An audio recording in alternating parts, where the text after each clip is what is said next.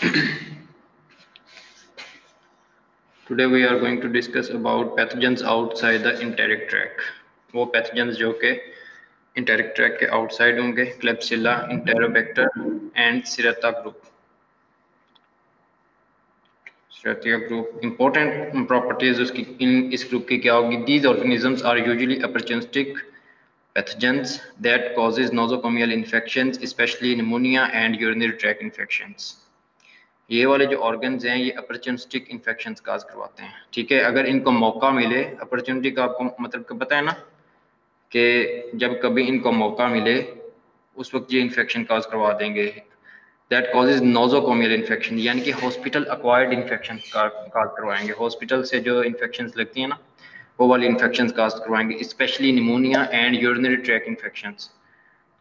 खास तौर पर निमोनिया काज करवा सकते हैं और यूटीआई काज करवा सकते हैं, यूरिनरी ट्रैक इन्फेक्शंस काज करवा सकते हैं। यानी कि जिस वक्त कोई पेशेंट हॉस्पिटल में एडमिटेड है और उसकी इम्यूनिटी भी किसी वजह से वीक है, या उसका जो नॉर्मल फ्लोरा है जिस जगह पे ये वाले ऑर्गेनिजम्स ग्रो करेंगे वो किसी वजह से ब्रॉड स्पेक्ट्रम एंटीबायोटिक्स की वजह से वो खत्म हो गया है, वो यानी कि ब्रॉड स्पेक्ट्रम एंटीबायोटिक ने उसे किल कर दिया, तो ये उस जगह पे जाके ग्रो करना स्टार्ट कर देंगे। ठीक है, जब भी इन्हें मौका मिलेगा ये ग्रो करेंगे।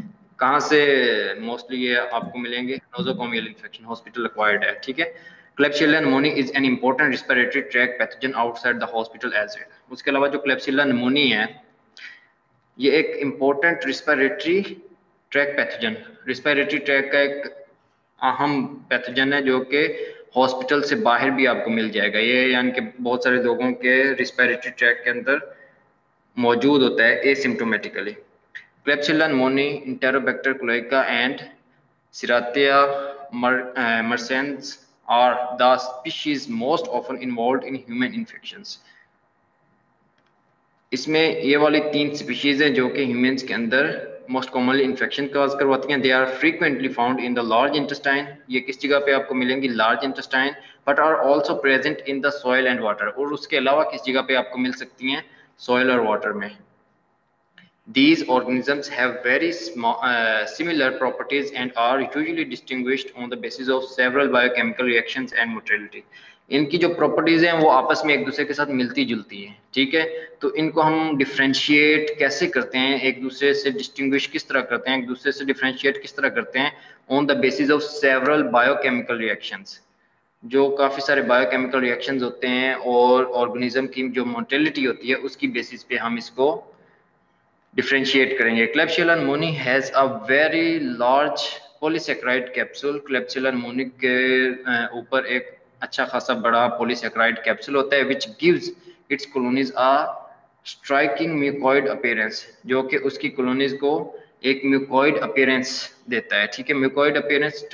उसके बाद Serratia marcescens produces red pigment colonies, और जो Serratia marcescens है वो के रेड पिगमेंट कॉलोनीज प्रोड्यूस करता है। ठीक है, क्लेब्सिella pneumoniae की म्यूकॉइड अपीयरेंस होगी और इसकी रेड पिगमेंट, आपको रेड कॉलोनीज नजर आएंगी। Klebsiella pneumoniae is most likely to be primarily non opportunistic pathogen. जो क्लेब्सिella pneumoniae ये अपॉर्चुनिस्टिक ऑर्गेनिज्म नहीं है। This property is related to its antiphagocytic capsule.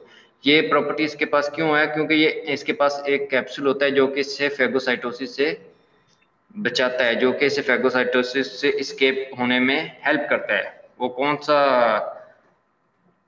एंटीफेगोसाइटिक capsule है? ये वाला लार्ज पॉलीसेकेराइड कैप्सूल। ठीक है,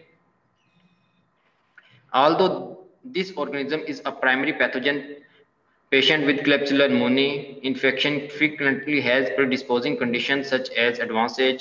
यानी कि ये एक प्राइमरी पैथोजन है, ये खुद ब खुद बीमारी काज करवा सकता है। इसको किसी और चीज़ की ज़रूरत नहीं है, अपॉर्चुनिटी की ज़रूरत नहीं है, किसी स्पेसिफिक एनवायरनमेंट की ज़रूरत नहीं है।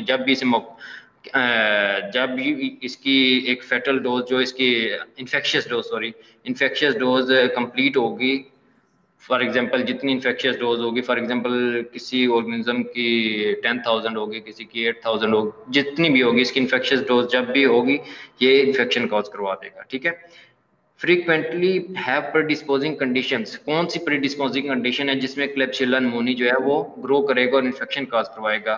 सच एज एडवांस एज, एल्डरली में ये इन्फेक्शन काज करवाएगा, क्रोनिक रिस्पिरेटरी डिजीज, और वो लोग जिनके अंदर कोई क्रोनिक रिस्पिरेटरी डिजीज चल रही है, फॉर एग्जांपल क्रोनिक ब्रोंकाइटिस है, एम्फाइसीमा, सीओपीडी, एस्थमा, ठीक है, इस तरह की कोई भी क्रोनिक रिस्पिरेटरी डिजीज चल रही है उसके अंदर ये इन्फेक्शन काज करवा सकता है। डायबिटिक जो पेशेंट होंगे उनकी जो इम्यूनिटी होगी वो वीक होगी, और अल्कोहलिक्स की, ठीक है, इन लोगों की इम्यूनिटी वीक होने की वजह से इनके अंदर ये इन्फेक्शन कॉज करवा सकता है। The organism is carried in the respiratory tract of about 10% of the health people. ये हेल्दी पीपल 10% हेल्दी पीपल के रिस्पिरेटरी ट्रैक में नॉर्मली होता है। Who are prone to pneumonia in host defence are lowered. उन लोगों में ये pneumonia, Klebsiella pneumonia काज करवा सकता है। कब काज करवा सकता है? जब कभी उनका जो डिफेंस सिस्टम है वो वीक होगा। फॉर एग्जांपल अगर वो बीमार हो जाएं, ठीक है, अगर किसी को डायबिटीज वगैरह हो जाए, अगर किसी भी वजह से उसका जो इम्यून सिस्टम है वो वीक हो जाए, ठीक है, उस कंडीशन में क्या करेगा, ये अटैक करेगा और ये उसे उसके अंदर निमोनिया काज करवा देगा। Enterobacter and Serratia infections are clearly related to hospitalization. इसकी जो इन्फेक्शन है, ये वाले जो दो स्पीशीज हैं, इनकी इन्फेक्शन मोस्टली हॉस्पिटल अक्वायर्ड होती है, specially to invasive procedures such as intravenous catheterization. खास तौर पर जो इन्वेजिव प्रोसीजर्स हैं जिसमें हम बॉडी कैविटीज के अंदर इंटर होते हैं, इन्वेजन करते हैं, ठीक है, उन प्रोसीजर्स में ये हमारी बॉडी के अंदर इंटर होगा और प्रॉब्लम क्रिएट करवाएगा। For example intravenous catheterization, vein के अंदर कैथेटर पास करना, ठीक है, रिस्पिरेटरी इंट्यूबेशन या रिस्पिरेटरी ट्रैक के अंदर ट्यूब पास करना, ठीक है, endotracheal tube, and urinary tract manipulation, और यूरिनरी ट्रैक की मैनिपुलेशन करना, ठीक है, यूरिनरी ट्रैक के अंदर कोई स्टंट डालना, ठीक है, डीजे वगैरह डालना, डबल जे जो एक केबल होती है, या इस तरह का कोई भी उसके ट्रैक में कोई भी मैनिपुलेशन करना, वाइलोप्लास्टी करना, कोई भी इस तरह का काम करना, उस कंडीशन में ये प्रॉब्लम क्रिएट कर सकता है।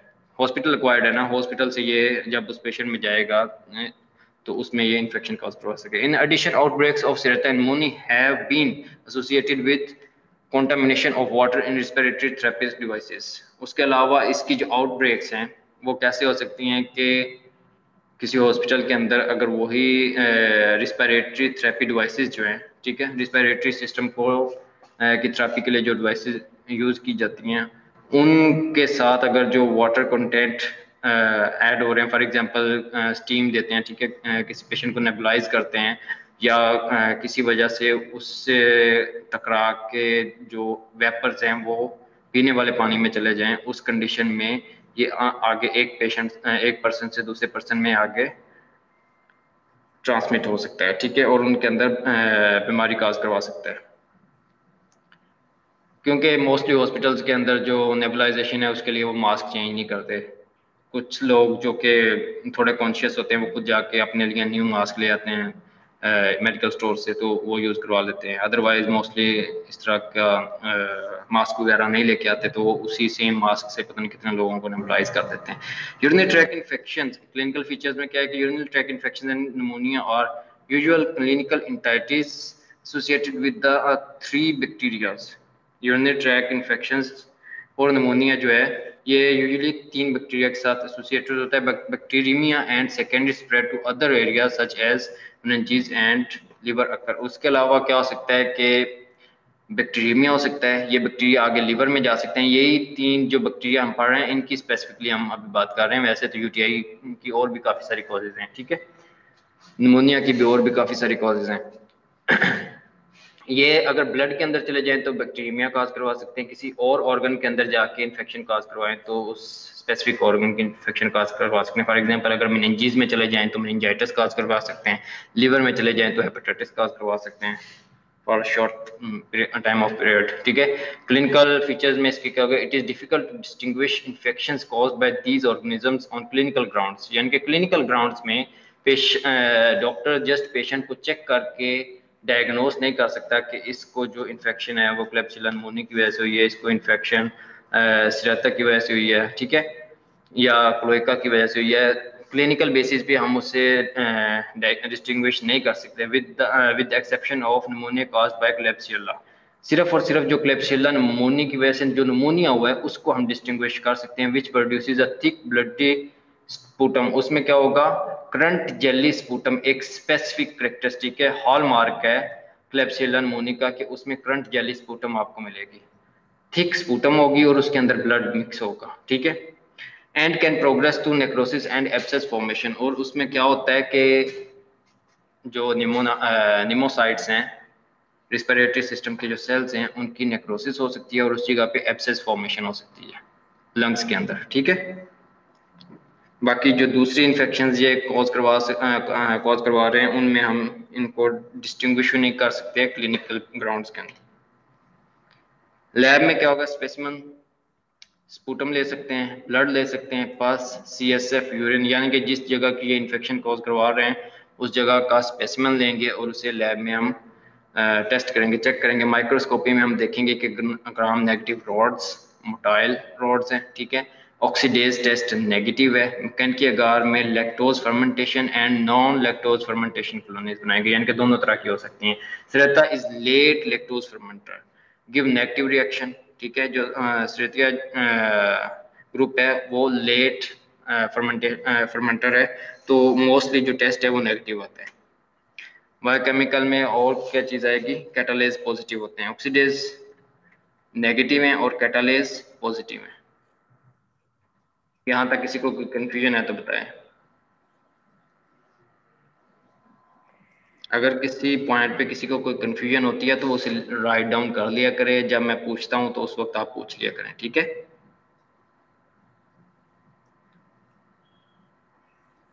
Yes sir. चलें ठीक है, आगे पढ़ते हैं। Proteus, Providencia, Morganella group.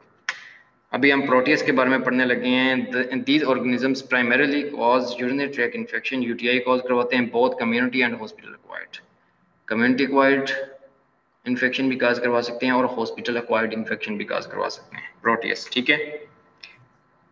Important properties Proteus की क्या है, these gram-negative rods are distinguished from the other members of the Enterobacteriaceae by their ability to produce the enzyme phenylalanine deaminase।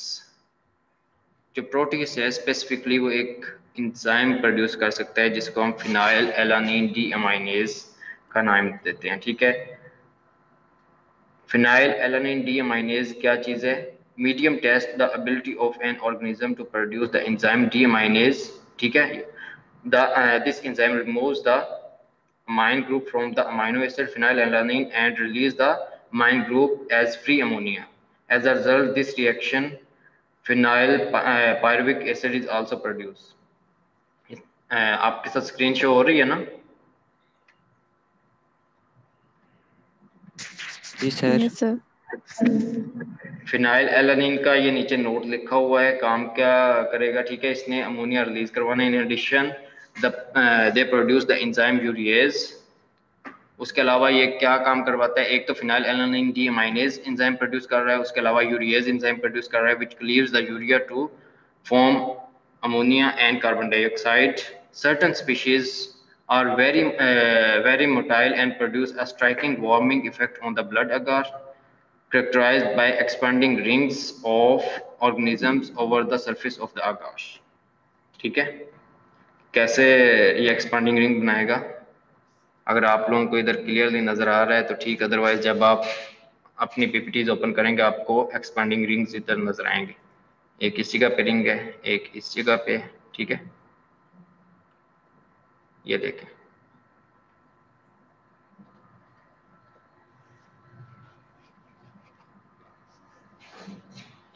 The organisms are present in the human colon. किस जगह पे आपको मिलेंगे, human clone के अंदर मिलेंगे, as well as in the soil and water. Their tendency to cause urinary tract infection is probably due to their presence in the colon and to colonize of the urethra, especially in the women.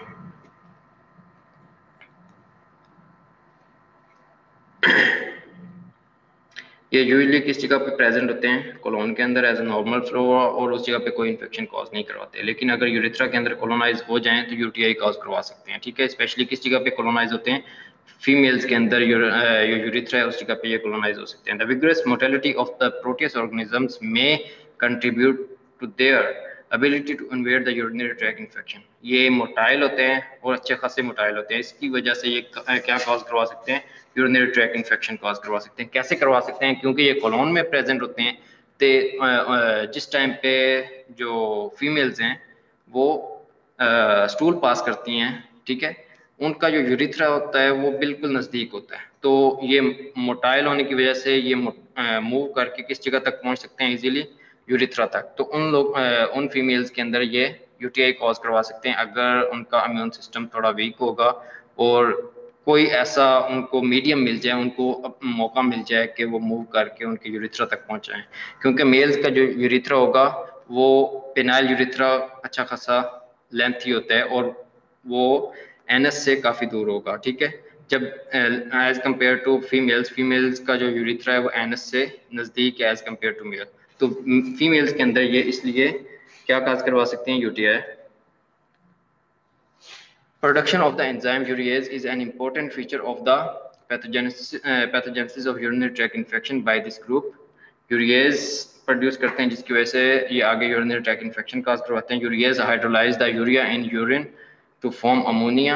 ये urine के अंदर जब urinary tract infection cause करवा रहे हैं ना, तो urine के अंदर यूरिया को हाइड्रोलाइज करेंगे और उससे क्या बनाएंगे, ammonia, which raises the pH. उससे क्या होगा, पीएच इंक्रीज होगी, अल्कलाइन यूरिन फॉर्मेशन होगी, producing an alkaline urine. This encourages the formation of stone called struvite composed of magnesium ammonium phosphate.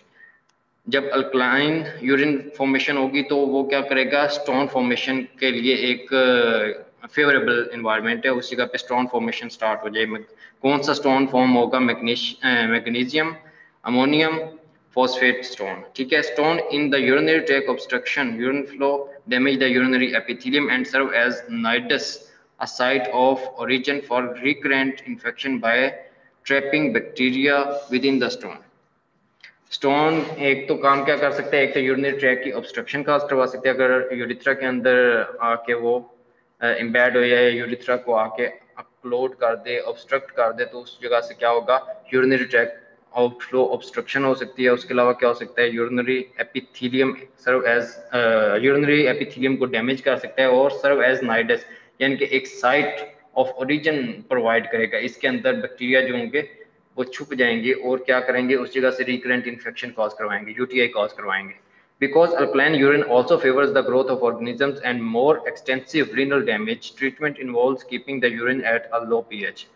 इसमें क्या होगा, अल्कलाइन यूरिन की वजह से जो ऑर्गेनिज्म होंगे वो ज्यादा ग्रो करेंगे, ठीक है। एसिडिक इन्वायरमेंट की वजह से मोस्टली जो ऑर्गेनिज्म होते हैं वो किल हो जाते हैं, मोस्टली जो बैक्टीरियाज हैं वो उस जगह पे यूरिनरी ट्रैक के अंदर ग्रो नहीं कर सकते। लेकिन जब इसकी अल्कलाइनिटी ज़्यादा होगी, ज़्यादा पीएच ज़्यादा हो जाएगी, तो उस जगह पे बैक्टीरियाज ग्रो करेंगे और इन्फेक्शन कॉज करवाएंगे। तो इसका जो ट्रीटमेंट है, मेन ट्रीटमेंट वो यही होगा, एम यही होगा कि पीएच को कम किया जाए, ठीक है। पीएच को कम करके एसिडिक एनवायरनमेंट दोबारा प्रोवाइड किया जाए।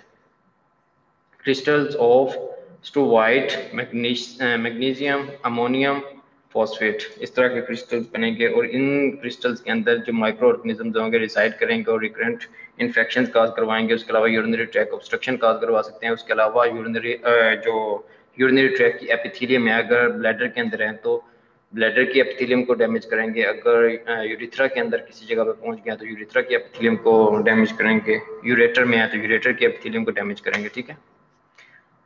Clinical features: the signs and symptoms of urinary tract infection caused by these organisms cannot be distinguished from those caused by E. coli or other members of the Enterobacteriaceae.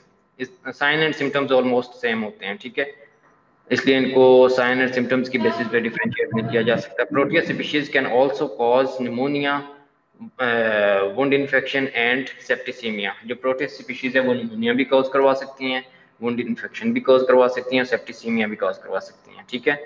यानी कि bacteria in the blood with sign and symptoms is called septicemia. उसके अलावा Proteus mirabilis is the species of Proteus that cause most community and hospital acquired infections. उसकी आगे सब type है Proteus मार्बेलिस। अपना mic off रखें। ये उसमें नेट पे कर दे, कितने बड़े कर रहे थे, कितने किया उधर क्या किया वो।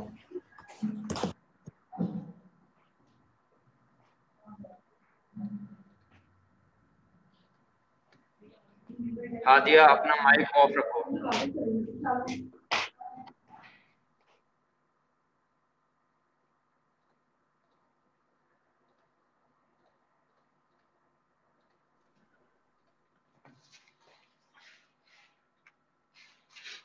लैब डायग्नोसिस हम कैसे करेंगे? स्पेसिमेन लेंगे जिस जगह पे भी ये इन्फेक्शन कॉज करवा रहा है। अगर निमोनिया कॉज करवा रहा है तो स्पूटम लेंगे, ठीक है। अगर सेप्टिसीमिया कॉज करवाया है तो ब्लड लेंगे। अगर किसी जगह पे पस फॉर्मेशन करवाई है वहाँ से पस का सैंपल लेंगे, ठीक है। अगर यूरिनरी यूटीआई कॉज करवा रहा है तो यूरिन लेंगे, ठीक है। और उसको हम कल्चर करेंगे, ठीक है। कल्चर में माइक्रोस्कोपी में हमें क्या नजर आएगा? Gram negative motile rods, oxidase negative mechanical के आकार में क्या करेंगे? नॉन लैक्टोज फर्मेंटेशन कॉलोनीज बनाएंगे। बायोकेमिकल टेस्ट में कैटालेज पॉजिटिव है। उसके बाद हम बात करते हैं सूडोमोनास की। यहाँ तक कोई कंफ्यूजन है किसी को? कुछ समझ ना आया हो तो? नो सर, जी सर क्लियर। चलें, ठीक है। उसके बाद हम बात करते हैं सूडोमोनास की। Pseudomonas aeruginosa causes infection. Example sepsis cause करवा सकता है, निमोनिया कॉज करवा सकते हैं and urinary tract infections primarily in patients with lowered host defence. किन लोगों में कॉज करवा सकते हैं? जिनका इम्यून सिस्टम वीक होगा किसी भी वजह से। Gram negative rods that resemble the members of the Enterobacteriaceae but differ in that they are strict aerobes and non-fermenters। लगते हुए किस तरह के हैं? Enterobacteriaceae जैसे, लेकिन उनसे मुख्तलिफ कैसे हैं कि ये स्ट्रिक्ट एरोब्स हैं, ऑक्सीजन की मौजूदगी में ये ग्रो कर सकते हैं, एंड नॉन फर्मेंटर्स, और लैक्टोज की फर्मेंटेशन नहीं करवाएंगे, ठीक है। Able to grow in the water containing only traces of nutrients. किस जगह पे ग्रो करेंगे? जिस जगह पे वाटर होगा और थोड़े बहुत न्यूट्रिएंट्स होंगे। Example tap water, and this favours their persistence in the hospital environment. और इसकी वजह से इनका जो हॉस्पिटल के अंदर, हॉस्पिटल के एनवायरनमेंट में ये परसिस्ट करते हैं। एबिलिटी टू विथस्टैंड डिसइंफेक्टेंट, और उसके अलावा इनका जो ड्रॉबैक है वो ये है कि ये डिसइंफेक्टेंट को विथस्टैंड करते हैं, डिसइंफेक्टेंट्स को रेजिस्ट करते हैं, उसकी वजह से ये किल नहीं होते। Ability to grow hexachlorophene containing soap solutions in antiseptics and in detergents, ठीक है। यूजुअली हम इसी केमिकल को यूज़ करते हैं स्टेरलाइज करने के लिए, और जो सूडोमोनास है ये इसको भी रेजिस्ट करेगा, हेक्साक्लोरोफिन को, ठीक है। सॉल्यूशन को हम यूजुअली यूज़ करते हैं। Pseudomonas aeruginosa produces two pigment useful in clinical and laboratory diagnosis। ये दो तरह के पिगमेंट प्रोड्यूस करता है जिसकी मदद से हम इसे इजीली क्लिनिकली और लेबोरेटरी में डायग्नोस कर सकते हैं। Phyocyanin which can color the pus in a wound blue। Phyocyanin की वजह से क्या होगा? वुंड का जो कलर होगा वो ब्लू हो जाएगा। Pyoviridin, ये एक फ्लोरिसेंस है, a yellow green pigment that flourishes under ultraviolet light, a property that can be used in early detection of the skin infection in burn patients। इसमें क्या है कि अगर स्किन वुंड को हम अल्ट्रावायलेट लाइट के नीचे देखें तो हमें एक स्पेसिफिक येलो ग्रीन पिगमेंट नजर आएंगे, यानी कि येलो ग्रीन पिगमेंट जो वुंड होगा उसका जो कलर होगा येलो ग्रीन होगा, ठीक है। In the laboratory, these pigments diffuse into the agar, imparting a blue-green color that is useful in identification। अगर लेबोरेटरी के अंदर देखें तो ये ब्लू ग्रीन कलर इम्पार्ट करेंगे, ठीक है, और उससे हम इजीली आइडेंटिफाई कर सकते हैं कि ये सूडोमोनास एरोजिनेसी की वजह से आया है। Pseudomonas aeruginosa is the only species of Pseudomonas that synthesize pyocyanin, ठीक है। ये सिर्फ एक ही स्पीशीज है सूडोमोनास एरोजिनेसा जो कि फायोसाइनिन प्रोड्यूस कर सकती है। सूडोमोनास की और भी स्पीशीज हैं लेकिन सिर्फ और सिर्फ जो एरोजिनोसा है सिर्फ वही ये प्रोड्यूस कर सकता है फायोसाइनिन, ठीक है। अगर वुंड के ऊपर ग्रीन कलर आ गया तो आपने इस क्लियर कट जो डायग्नोसिस आप बना सकते हैं वो किसकी वजह से हो सकता है? ग्रीन कलर सूडोमोनास एरोजिनोसा की वजह से, ठीक है। strains of Pseudomonas aeruginosa isolated from cystic fibrosis patients have a prominent slime layer. ये किन में आपको मिल सकता है? Cystic fibrosis के जो patients होंगे which gives their colonies a very mucoid appearance. इनकी जो colonies होंगी उनकी जो appearance होगी mucoid होगी, mucus type होगी. The slime layer mediates adherence of the organism to the mucous membrane.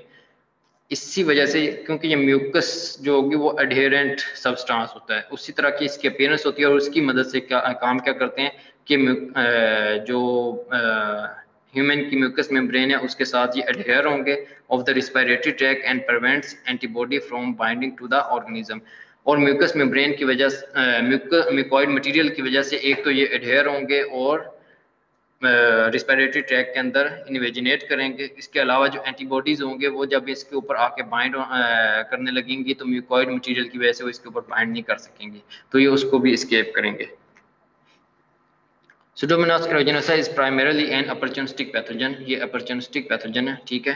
जब भी इसे मौका मिलेगा उस वक्त ये प्रॉब्लम क्रिएट करेगा, यानी कि इम्यूनो कम्प्रोमाइज्ड पेशेंट के अंदर और उसके अलावा हॉस्पिटल एक्वायर्ड इन्फेक्शन है।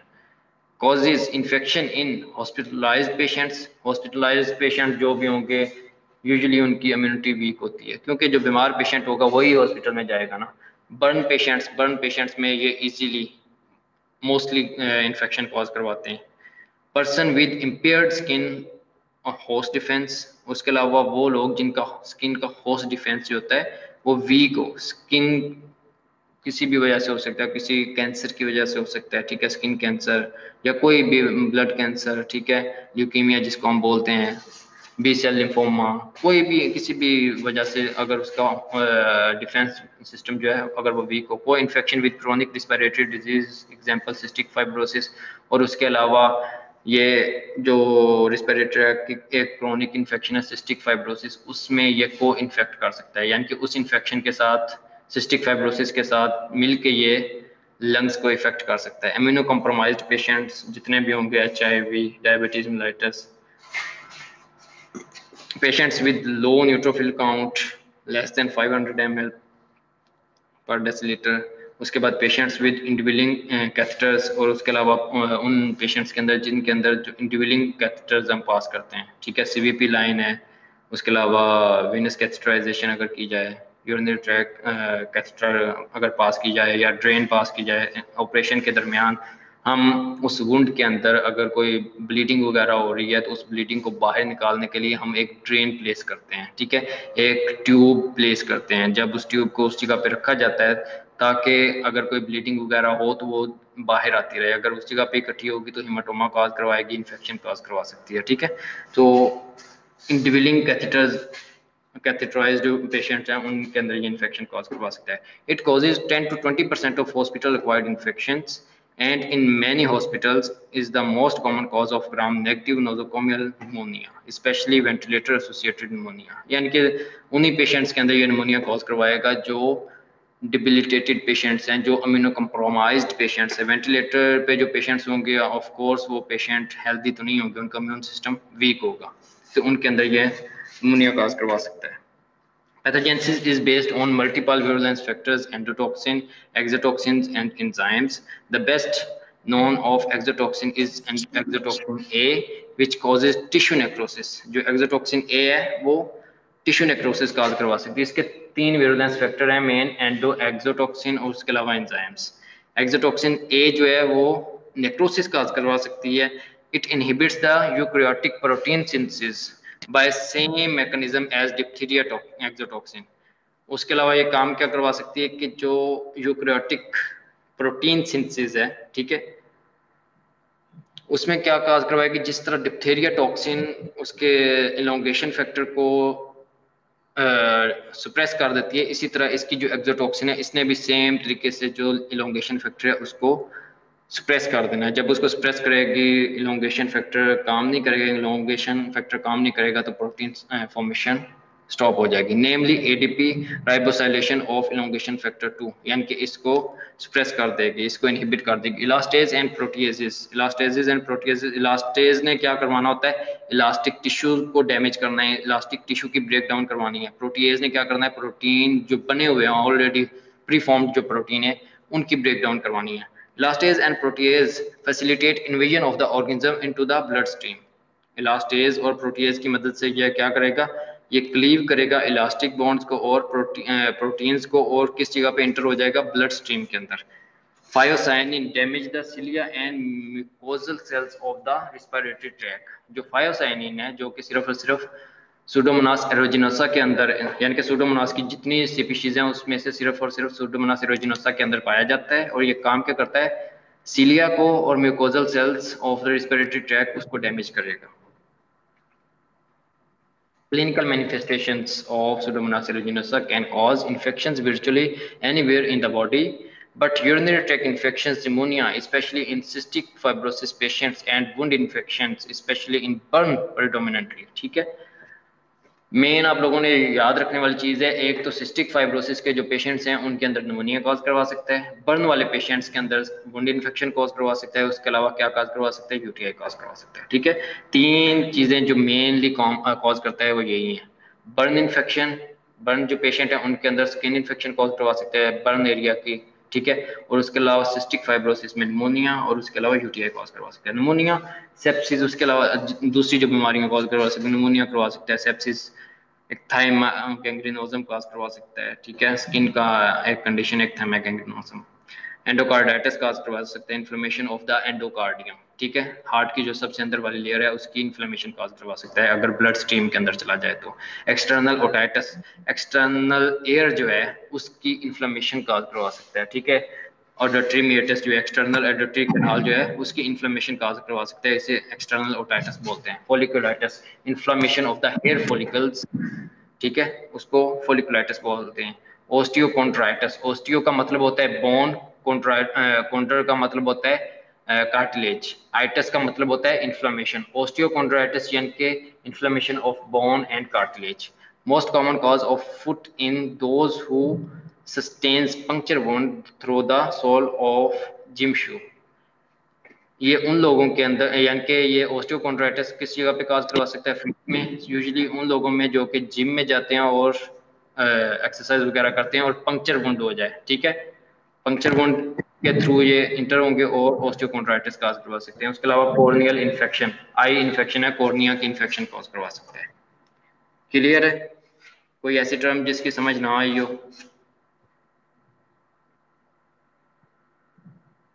समझ आ गई है?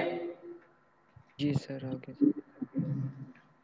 उसके बाद लैब्स में हम स्पूटम, ब्लड, पस, यूरिन, सीएसएफ, वुंड स्वैब, यानी कि जिस एरिया को ये इफेक्ट कर रहा होगा उस एरिया से हम स्पेसिमेन लेंगे और उसे लैब में सेंड कर देंगे, उसका कल्चर करवाएंगे, माइक्रोस्कोपी करवाएंगे। Gram negative rods, motile rods हैं, ठीक है, ऑक्सीडेज पॉजिटिव मैकेनिकल गौर पे हम स्टार्ट में पढ़ चुके हैं कि ये नॉन लैक्टोज फर्मेंटर है। ठीक है, लैक्टोज को फर्मेंटेशन नहीं करेंगे कैटालाइज पॉजिटिव। यहाँ तक किसी को कोई कंफ्यूजन?